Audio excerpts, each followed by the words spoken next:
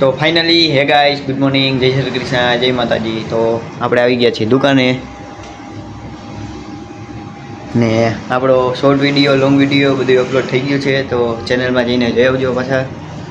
અને અહીંયા આપણી પડી છે ગાડી. અને બાકી વાતાવરણ તો અત્યારે પહેલાં જેવું નથી, જે હતું એ નથી રહેતું વાતાવરણ અત્યારે.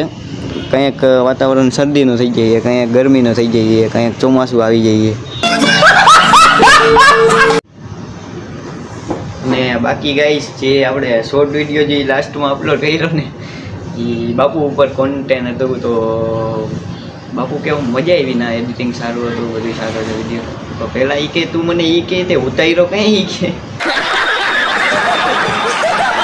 જોકે મેં વિડીયો જે ઉતાર્યો એ બાપુને ખબર જ નથી કે મેં ઉતાર્યો એમ.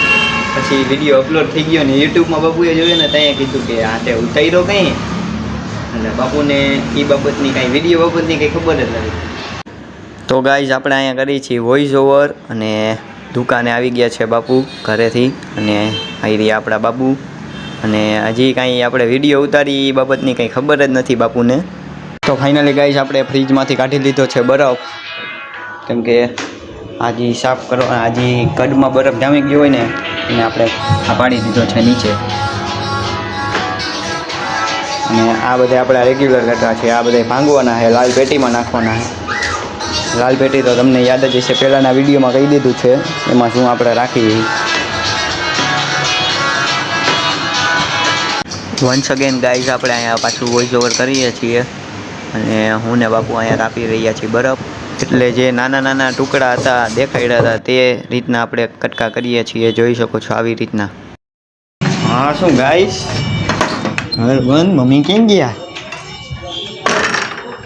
મમ્મી અહીં છે ઉપર પાકું. કીધું હતું ને ગાઈઝ, ઉપર જ છે. ગાઈઝ પહોંચી ગયા છે દુકાનેથી ઘરે.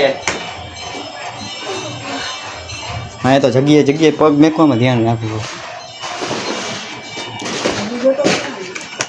ઢબ્બુ સૂતી છે બપોર, અહીંયા સૂતી હતી હમણાં. કહું ને અહીંયા સૂતી છે. જય દોસ્તો.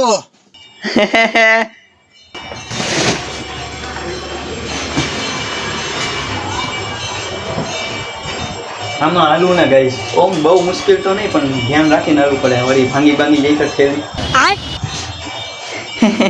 નહીં મમ્મી.